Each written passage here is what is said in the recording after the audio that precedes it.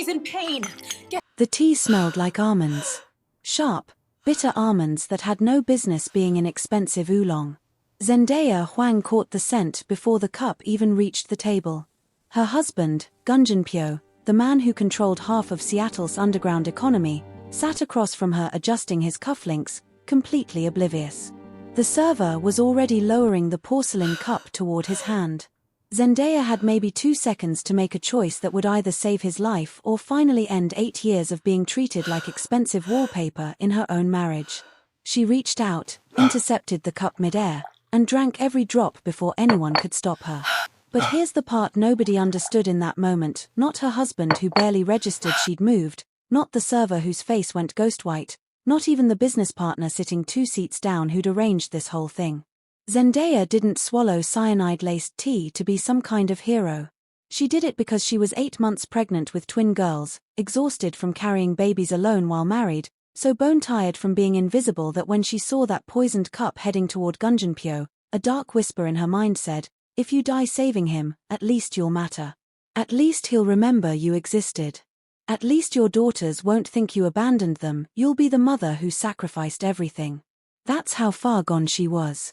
Death felt like the only acceptable exit from a marriage that had erased her so completely she'd forgotten she was allowed to want more than survival. This is Zendaya. 34 years old. Black woman from Houston who met a charismatic Korean business student at a conference 11 years ago and somehow ended up as the forgotten wife of Seattle's most feared operator. She'd learned Korean until she dreamed in it. Studied their customs until she could navigate formal ceremonies better than people raised in them. Changed her hair, her clothes, her entire personality trying to fit into a world that would never accept her. Because no matter how perfect her Korean pronunciation got, no matter how low she bowed, her skin told them she didn't belong. And her husband's silence confirmed it. Gunjinpyo Huang built an empire that stretched from Vancouver to Portland. Money laundering through tech startups. Smuggling operations disguised as import businesses. Real estate acquisitions that cleaned dirty money until it sparkled. Critical work that required absolute focus, which meant Zendaya became background music. Pleasant. Unobtrusive. Completely ignorable. Tonight, that invisibility nearly killed her. But it also detonated something that would either resurrect their marriage or obliterate it completely. In Seattle's hidden world of Korean organized crime, operating behind legitimate business facades, there are unwritten laws. Laws about respect, about family hierarchy, about who gets power and who gets buried for reaching. But there's one law that supersedes everything, and breaking it causes earthquakes. Never let the woman holding your world together vanish while she's standing right in front of you, screaming silently for you to notice she's dying inside. This Saturday evening in September, that law exploded with enough force to shatter everyone nearby. The private tea room at Sealiang, an exclusive Korean traditional tea house Gunjinpyo's family had operated for 2 decades. Minimalist aesthetic, clean lines, pale wood, rice paper screens filtering golden sunset light. A low table that sat 8 but tonight held 4. Left side of that table, Zendaya.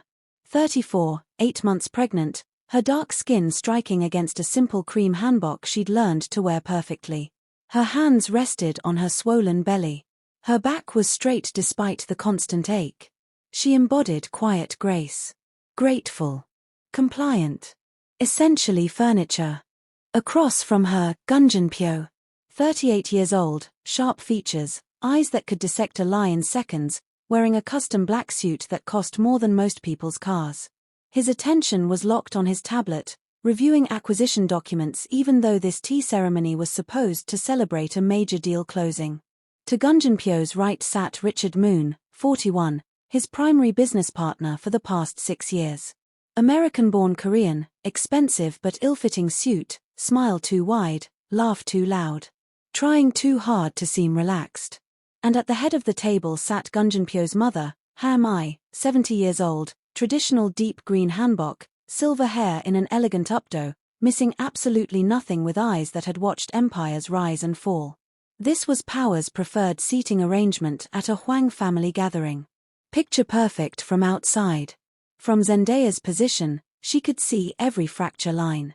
For 8 years, She'd been this family's shock absorber. The translator between Hermai's traditional values and Gunjinpyo's aggressive modernization. When Hermai complained that expanding into cryptocurrency disrespected his father's legacy, Zendaya reframed it as honoring innovation his father would have embraced. When Gunjinpyo forgot every single family obligation, birthdays, ancestral rites, holidays, Zendaya managed them all, signed his name, preserved his reputation. When their 6-year-old daughter Eliana asked why daddy never attended her school events, Zendaya constructed elaborate explanations that sounded gentler than the truth. He simply didn't care enough to show up. She maintained peace nobody acknowledged. Read situations because her survival required it. Tonight, every instinct screamed danger. The tea ceremony had been Richard's suggestion 3 weeks ago. We should honor the deal closing properly. Traditional Korean tea ceremony. Show respect for the old ways while celebrating new opportunities. Gunjinpyo had agreed without much thought. Richard had handled all arrangements, location, tea master, everything. Which should have been the first warning sign. Richard Moon had never cared about tradition. Never honored old ways. Spent most family gatherings complaining about outdated customs holding back progress. The tea master entered. Elderly woman, traditional dress, moving with practiced ceremony. She prepared the first round with precise movements. Poured oolong into delicate porcelain cups. Started serving based on hierarchy, Hermai first, then Gunjinpyo, then Richard, finally Zendaya. Except when the tea master lowered Gunjinpyo's cup toward the table, Zendaya caught the scent. Bitter almonds. Faint but distinct.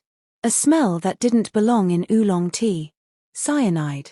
Her medical background kicked in immediately. She'd been pre-med before dropping out to marry Gunjinpyo, before sacrificing her career for his empire. Bitter almond scent meant cyanide compound. In tea, probably potassium cyanide. Lethal dose around 200 to 300 milligrams. Death within minutes. Her eyes snapped to Richard. He was watching Gunjinpyo's cup with an intensity that made her stomach drop. Not casual observation. Anticipation. Richard had poisoned that tea. Which meant this wasn't just business rivalry. This was execution.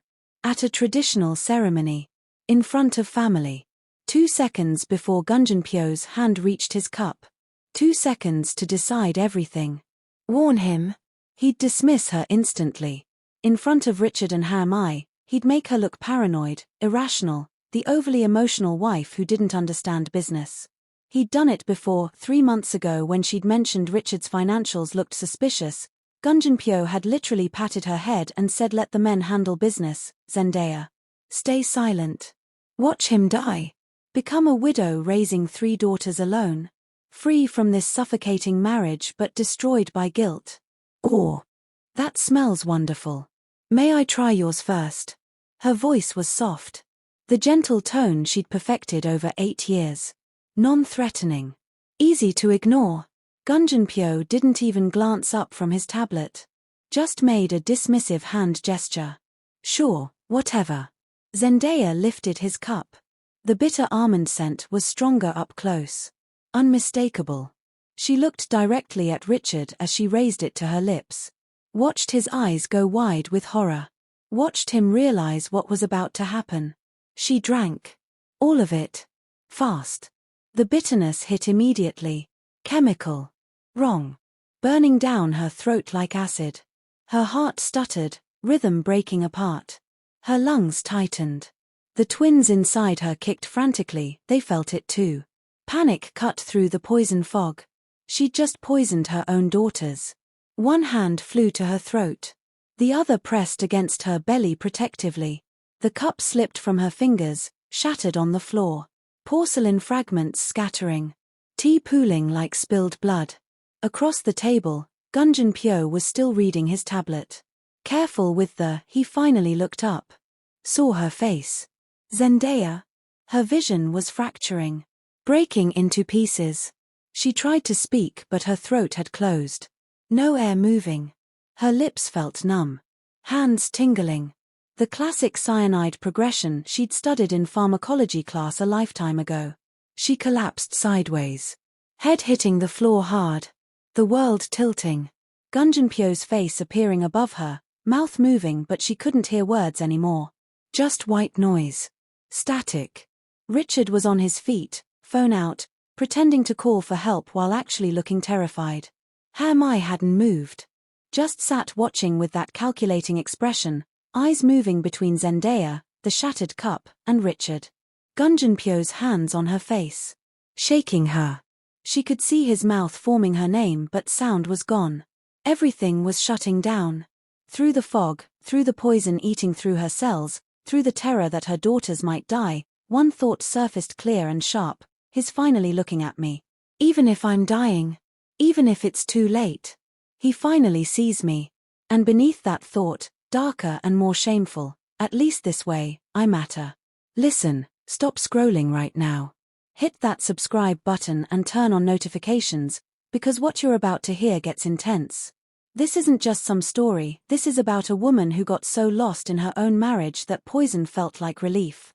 And I need you to drop a comment right now. Have you ever felt so invisible in a relationship that you wondered what it would take for them to actually see you?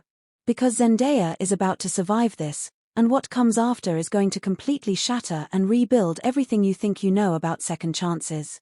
Now let me tell you what happened next. Mai's voice cut through the chaos like a blade. Richard. Put your phone away. Richard froze, phone halfway to his ear. Aunt Mai, we need to call. Put it away. Now. Something in her tone made him obey.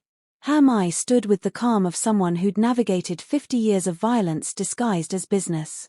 She moved to Zendaya, knelt beside her with surprising grace for a 70-year-old. Gunjinpyo. Stop shaking her. You're making it worse. Her voice was clinical. Cold. Get her on her side. Recovery position. Keep her airway clear. He moved automatically, following his mother's commands. Turned Zendaya onto her side. Her breathing was shallow, irregular. Lips turning blue. Mai looked at the shattered cup. The spilled tea. Then at Richard with eyes that could freeze blood. Cyanide. Richard's face went white. I didn't. Don't insult me by lying. Mai's voice never rose. Didn't need to. That tea was meant for my son. She drank it for him. Which means you just attempted murder in front of me. At a traditional ceremony. The disrespect is almost impressive. She pulled out her phone. Dialed with steady fingers. Dr. Choi. Mai Huang. I need you at Liang immediately. Cyanide poisoning. Pregnant woman, 8 months. Yes, I'm certain. Move quickly. She hung up. Looked at Gunjinpyo, who was staring at Zendaya's blue lips in complete shock. The antidote is hydroxycobalamin or sodium thiosulfate. Dr. Choi will have both. She consumed maybe 60 milliliters. Lethal dose but not instantly. We have maybe 8 to 12 minutes. Gunjinpyo's voice came out raw. The babies. Dr. Choi is the best. If anyone can save all 3, it's him. Mai stood. Turned to Richard. You. Don't move. Don't speak. Don't even breathe too loudly. Then she did something that made Richard's blood run cold. She walked to the door, locked it from inside, pocketed the key. We're going to wait for the doctor. All of us.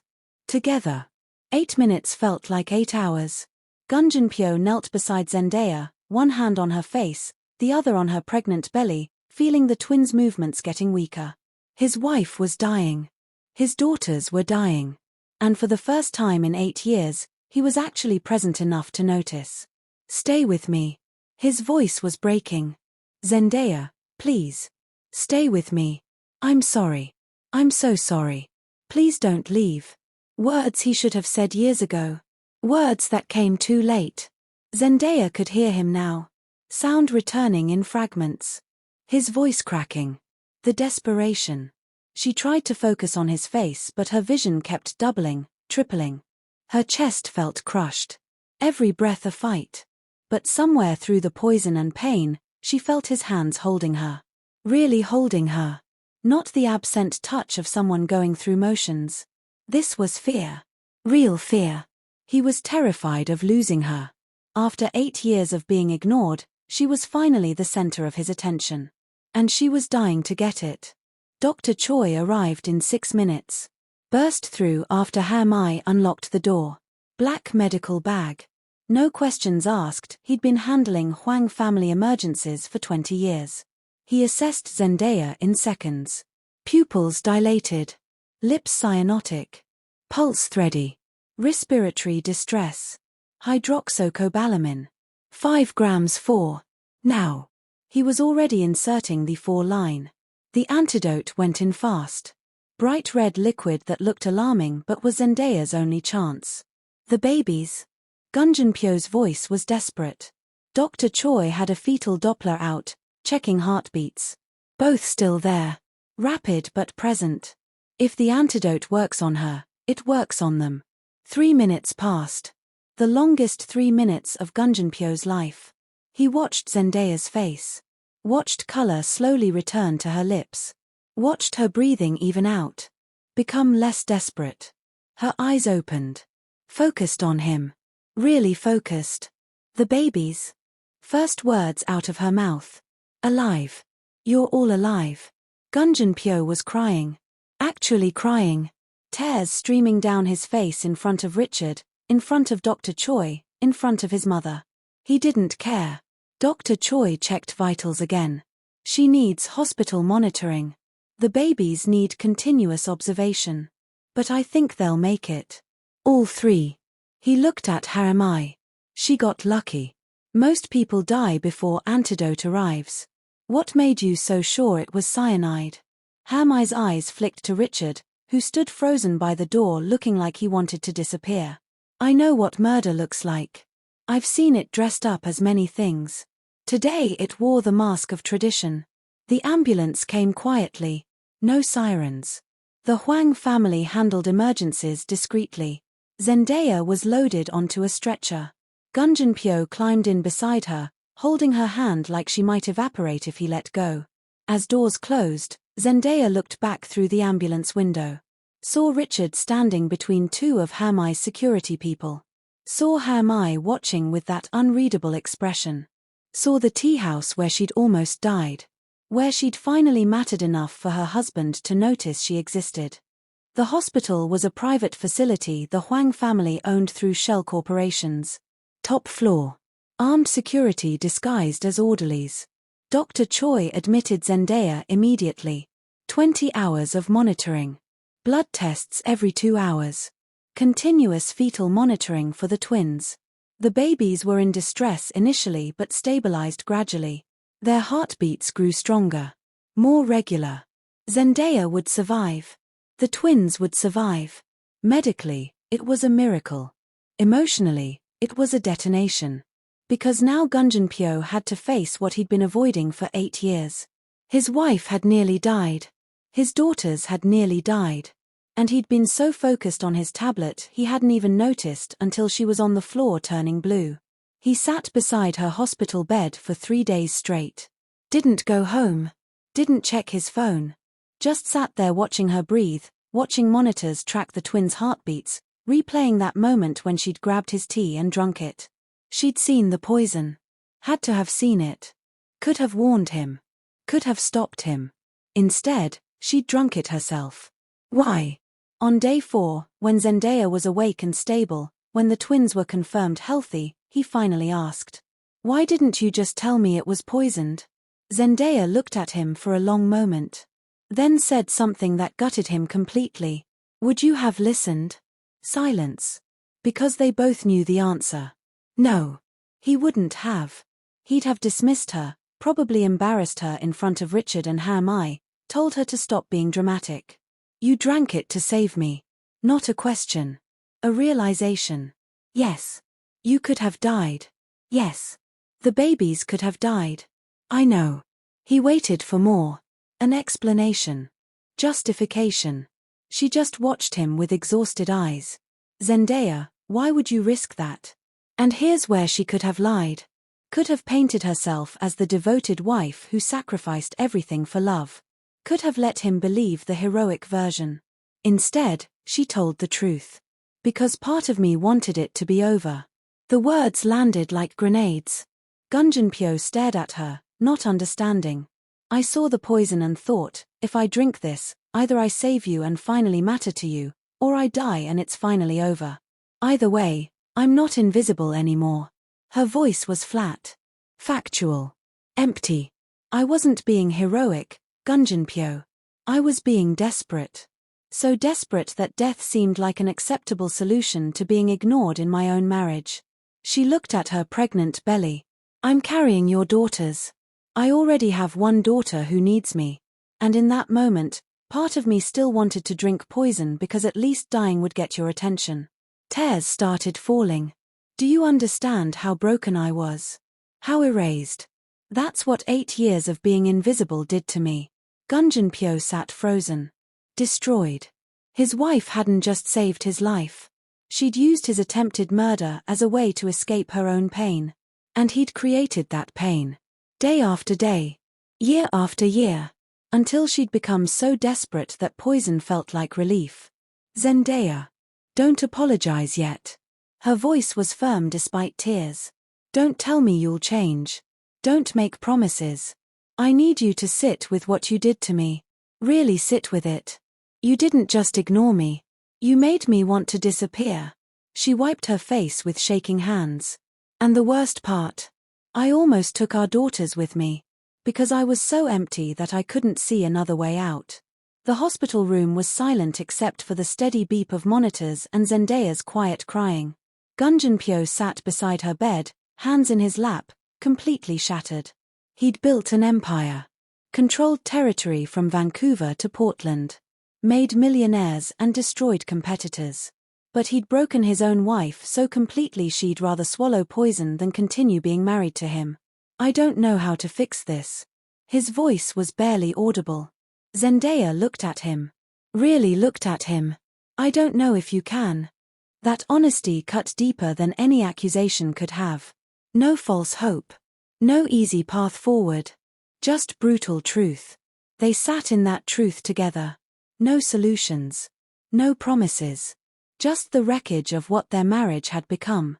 Outside the hospital room, Mai stood listening. She'd heard everything. And for the first time in 50 years of surviving in brutal worlds, she felt something close to shame. She'd watched her son erase his wife. Watched Zendaya disappear. Said nothing. Done nothing. The old woman walked away from that door knowing everything had changed. The question was whether anyone had the courage to rebuild from ashes. Back in the hospital room, Zendaya spoke again. Quieter now. If you want to try to fix this, really try, not just throw money at it, you have to start by being present. Not buying things. Not making grand gestures. Just existing in the same space as your family and actually noticing we're there. Gunjin nodded. Tomorrow morning, I'll bring Eliana to visit. I'll stay. I'll be here. Okay. Just that. No praise. No encouragement. Just acknowledgement. It wasn't healing. Wasn't forgiveness. It was just the smallest possible step toward something that might eventually, possibly, become a real marriage. But first, they had to deal with Richard.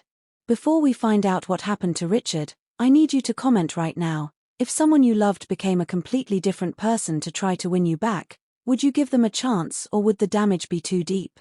Drop your answer because what happens next is going to test whether Zendaya has anything left to give this marriage. Richard Moon sat in a windowless room in the basement of a building that didn't officially exist. Not police custody. Not a jail. Something worse. Family justice. 48 hours since the poisoning. 48 hours of sitting in that chair, hands zip-tied behind him, waiting. The not knowing was the punishment. In the Huang organization, silence before judgment was designed to break you from the inside. The door opened. Mai entered alone. No guards. No weapons visible. Just a 70-year-old woman in an elegant navy suit carrying a leather folder. Richard's relief was immediate and stupid. Aunt Mai, thank God. I can explain. Quiet. One word. Delivered with enough ice to freeze the desperation right out of his mouth. She sat across from him. Opened the folder. Pulled out photographs. laid them on the metal table between them one by one. Bank statements showing Richard's gambling debts. $340,000 deep with a Chinese syndicate that didn't accept payment plans. Transfer records showing him skimming from Huang operations for 18 months. Emails between Richard and Victor Chen, head of a rival organization, negotiating terms. You were going to kill my son, let the organization fall into chaos during succession, and Victor Chen's people would sweep in during the confusion. You'd get your debts erased plus $2 million cash. They'd get access to our shipping routes and political connections. She spoke like she was reading a grocery list. Calm. Factual. Terrifying. Richard's face had gone grey. How did you? I've known for 11 months. Hermai's expression didn't change. I've been watching you. Waiting to see how far you'd actually go.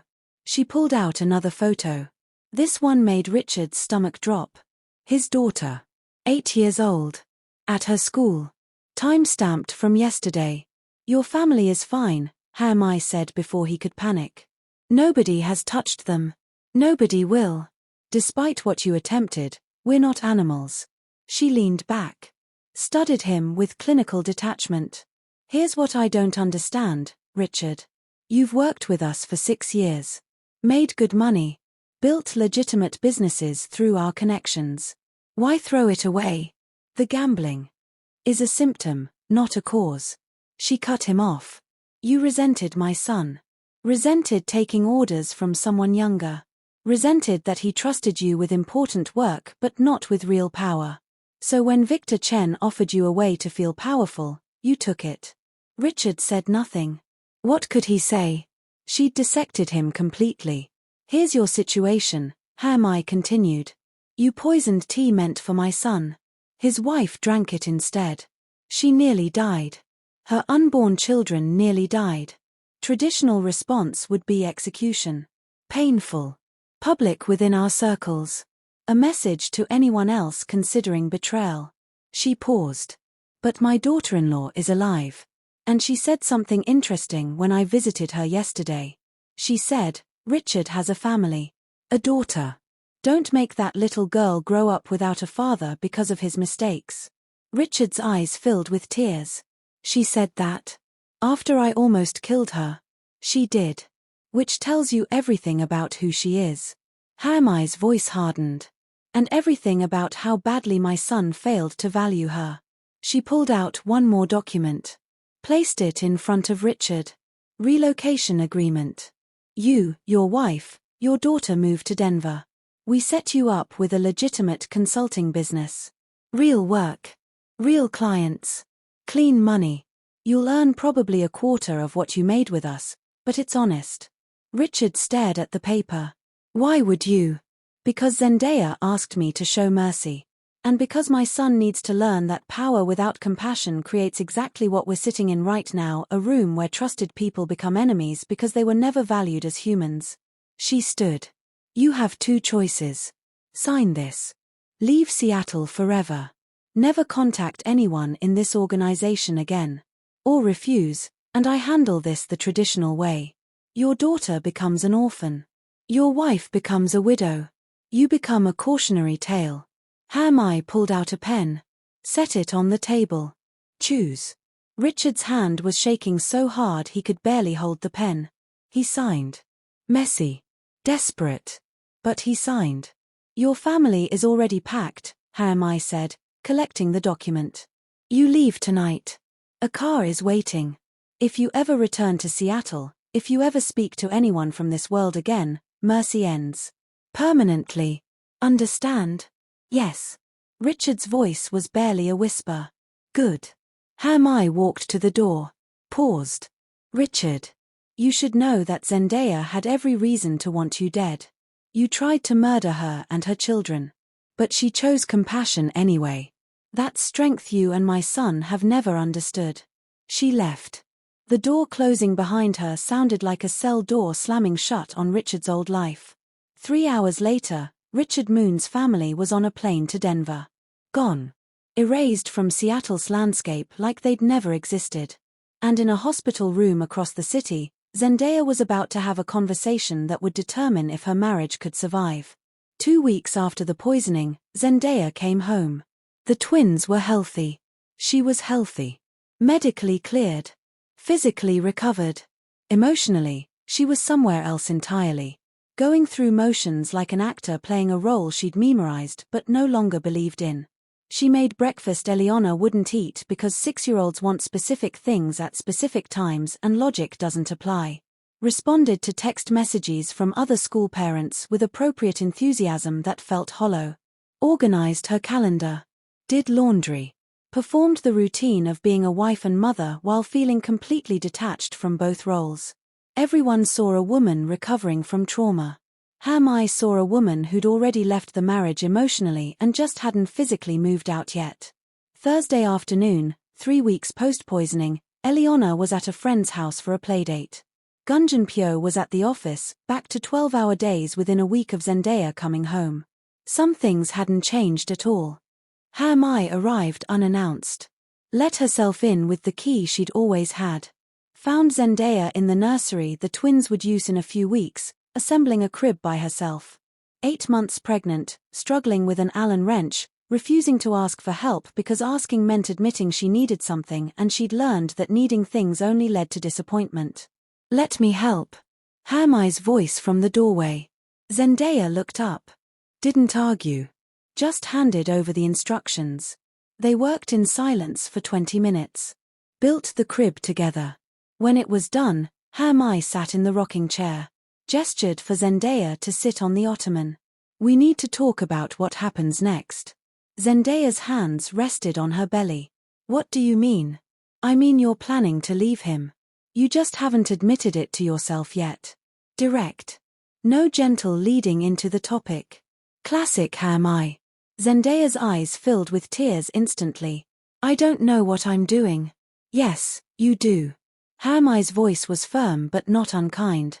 You're surviving day by day until the twins are born and strong enough, then you're going to take your daughters and disappear. Probably back to Houston. Somewhere he can't use his influence to control you. The tears fell harder because Hermai was right. That was exactly the plan Zendaya had been forming without consciously acknowledging it. I can't do this anymore, Zendaya whispered. I almost died, and he went back to ignoring me within 2 weeks.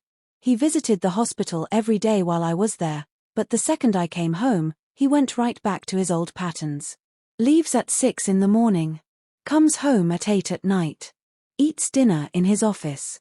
I'm invisible again. She wiped her face roughly. Nothing changed.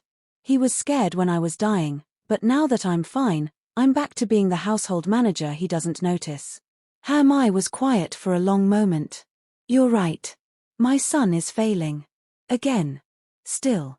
Zendaya looked up, surprised. She'd expected Hermai to defend Gunjin. But I need to ask you something, Hermai continued. Did you tell him what you told me? That you drank the poison partly because you wanted to escape? I told him in the hospital. And then what happened?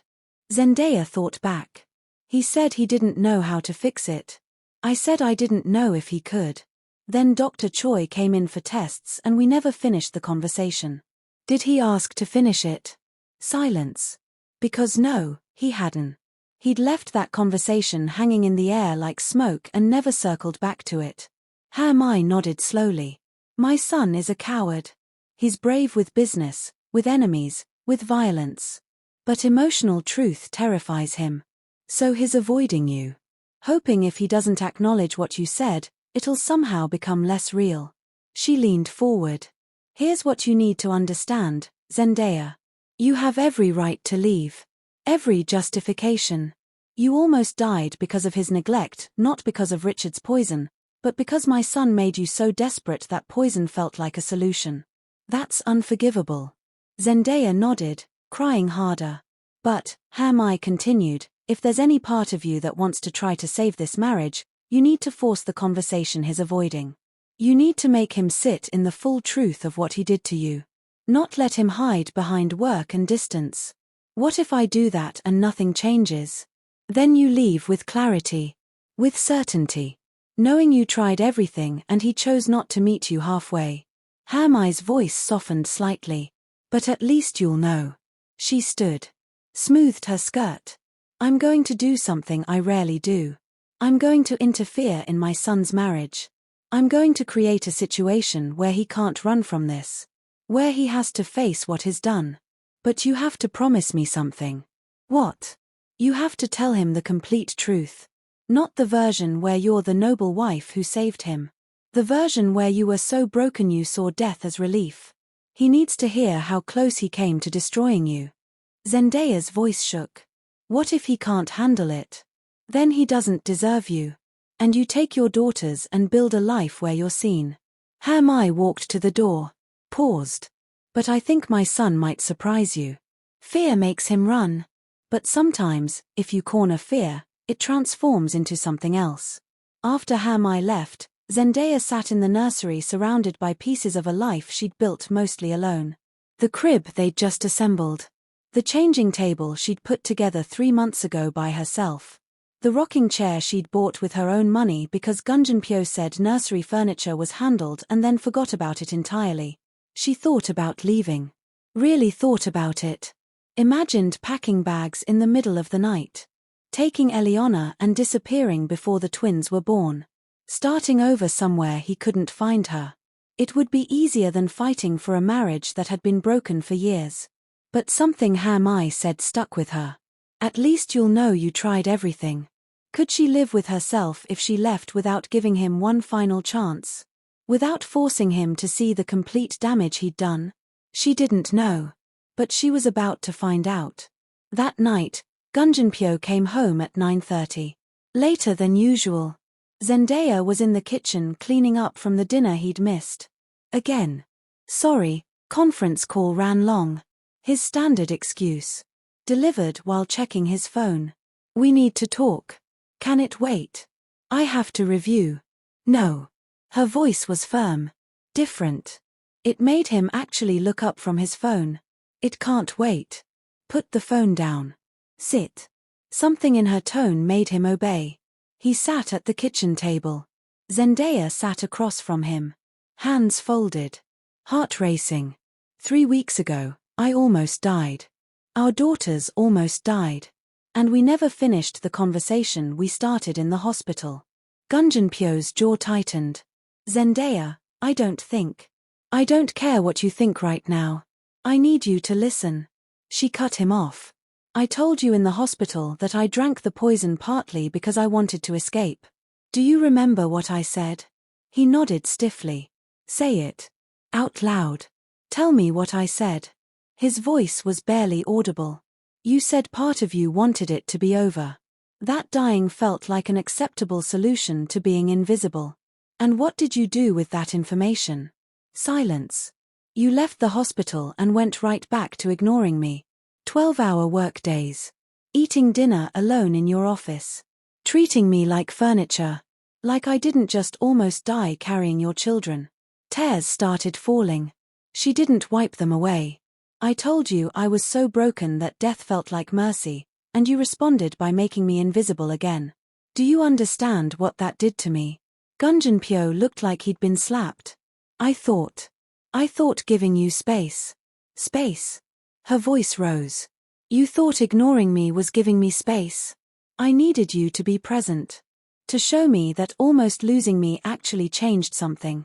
Instead, you proved that nothing I say or do will ever matter enough for you to change. She stood up.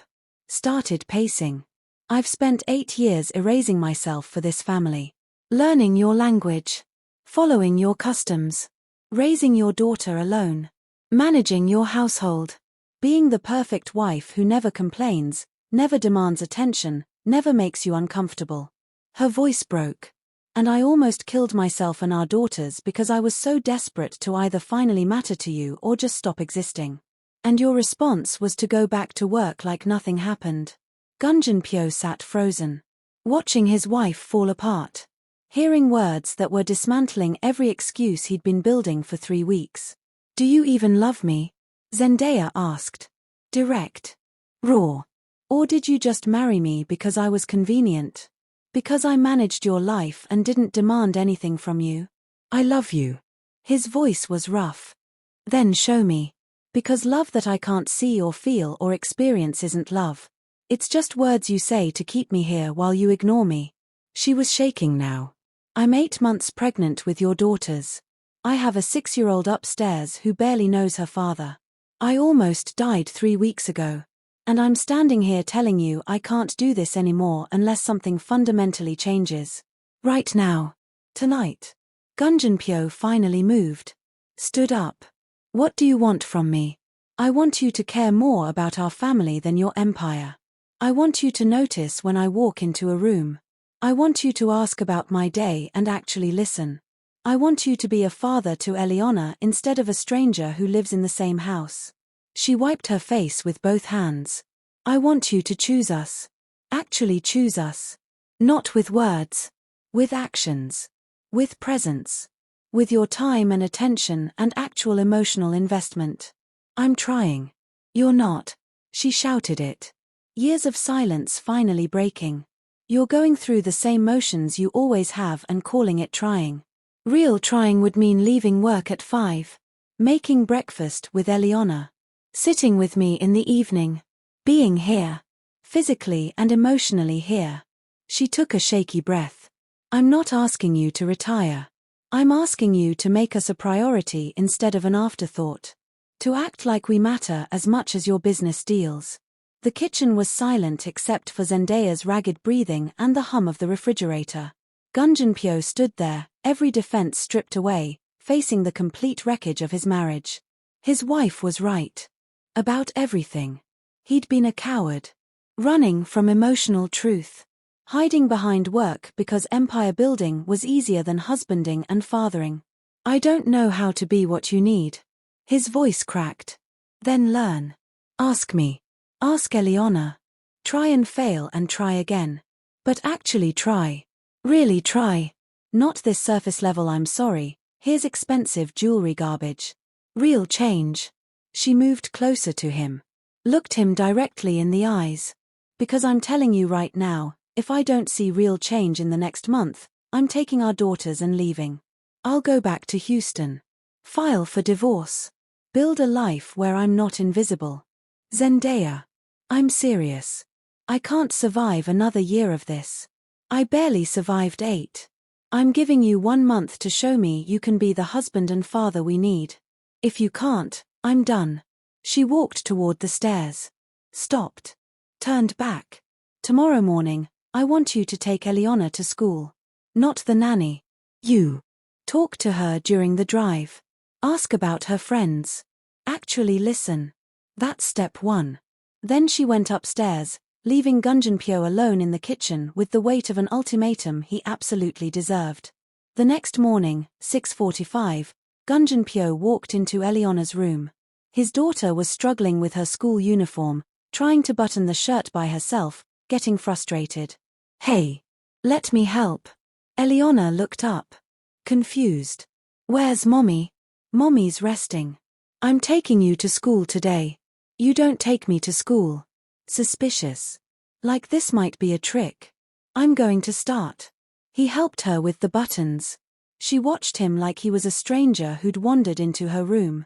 In a way, he was. He'd been absent so long she barely knew him. Breakfast was awkward.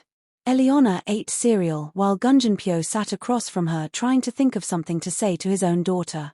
How's school going? Fine. What's your favorite subject? Art. 1-word answers. The communication pattern he'd taught her by never being available for actual conversation. In the car, he tried again. Tell me about your friends. Eliana looked at him in the rearview mirror. Why? Because I want to know. You never asked before. That landed like a punch to the gut.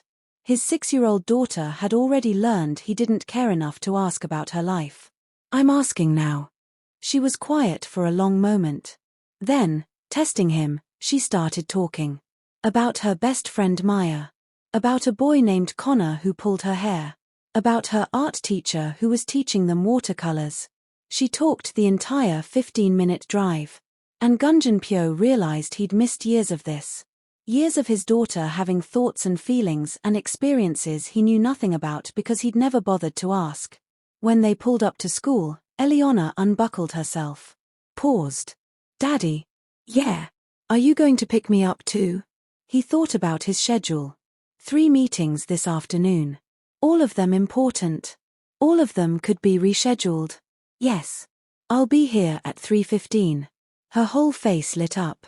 Really? Really? She hugged him quickly, awkwardly, like she wasn't quite sure how, then ran into school. Gunjin sat in his car watching her disappear through the doors, feeling like he'd just discovered his daughter was an entire person he'd never taken the time to know. His phone rang. Business. Crisis that needed immediate attention.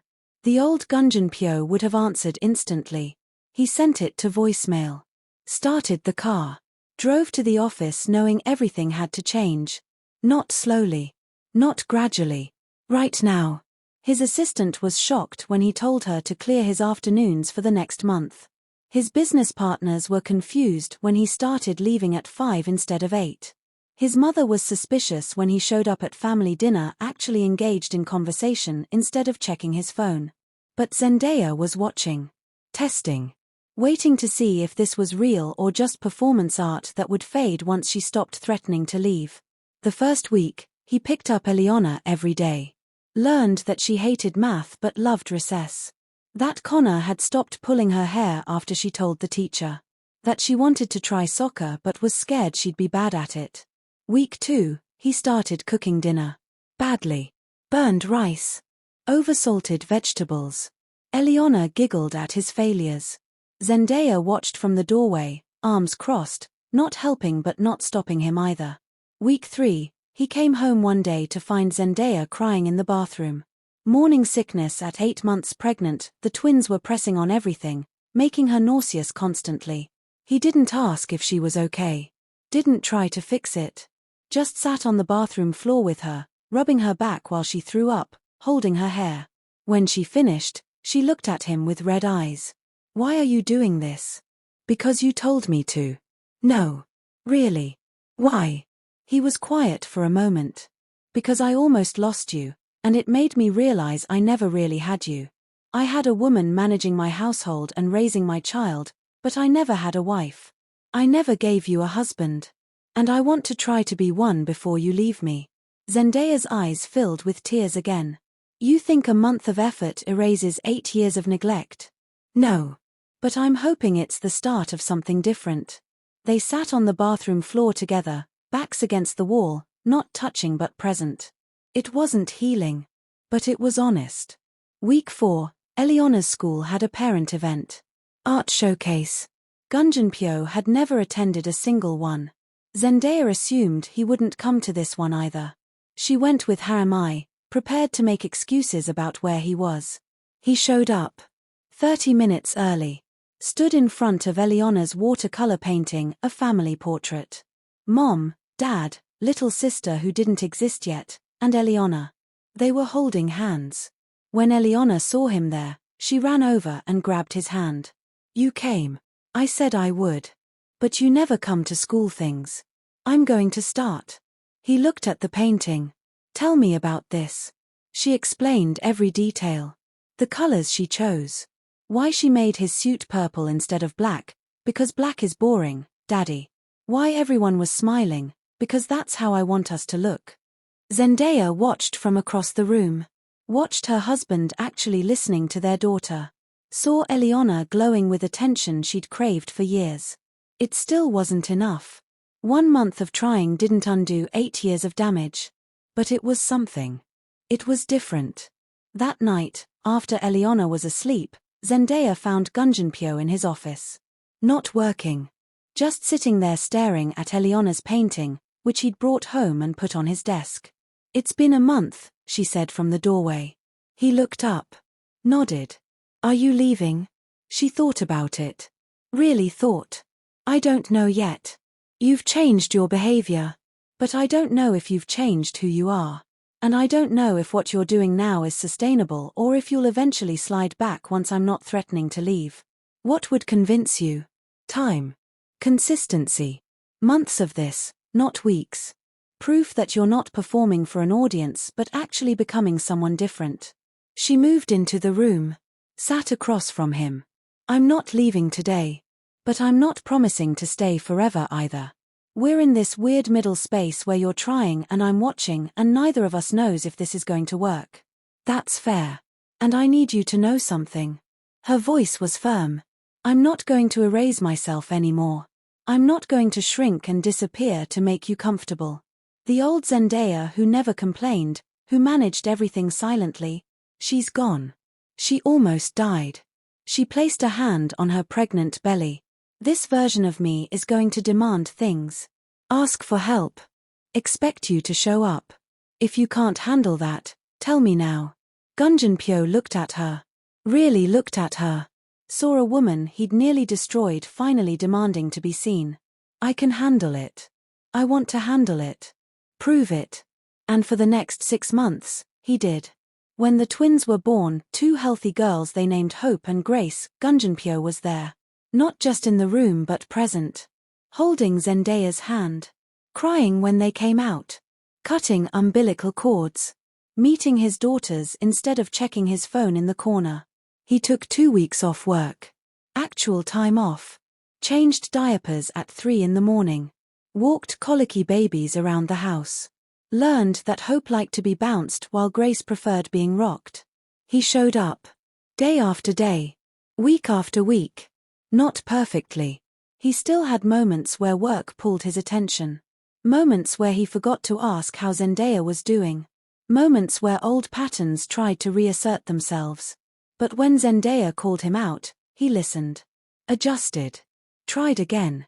6 months after the twins were born, a year after the poisoning, Zendaya and Gunjin sat on their back porch at midnight. Both exhausted. Both covered in various baby fluids. Both laughing about something Eliana had said at dinner. I'm still angry sometimes, Zendaya said quietly. About the 8 years before. About how low I got. About the fact that I had to almost die for you to see me. I know. But I'm grateful for right now. For this version of you. Even though it shouldn't have taken poison to get here. He reached for her hand. She let him take it. I'm grateful you gave me a chance I didn't deserve. They sat in comfortable silence. Not perfect. Not healed. But different. Inside, 3 daughters slept. Outside, 2 people who'd almost destroyed each other were learning to build something new from the wreckage. It wasn't a fairy tale. It was messier. Harder. More real. But it was theirs. And Zendaya finally wasn't invisible anymore. If you've stuck with this story all the way to the end, I need you to do something for me. Subscribe to this channel right now. Hit that notification bell. Because I'm going to keep bringing you stories about real people, real struggles, real second chances that don't look like movies. Drop a comment and tell me, do you think Zendaya should have left? Or was giving him a chance the right choice? Because there's no perfect answer. Some people deserve second chances. Some don't. The hard part is knowing which is which. This was a story about a woman who got so erased by her own marriage that death felt like freedom. But it's also a story about someone who decided that fighting for what she deserved was worth more than running from what had hurt her. Zendaya didn't just survive poison. She survived being invisible. And when she finally demanded to be seen, she discovered something powerful. The person who erased you can learn to see you again. If you refuse to disappear. Not because you're a martyr. Because you matter. Thanks for watching. I'll see you in the next one.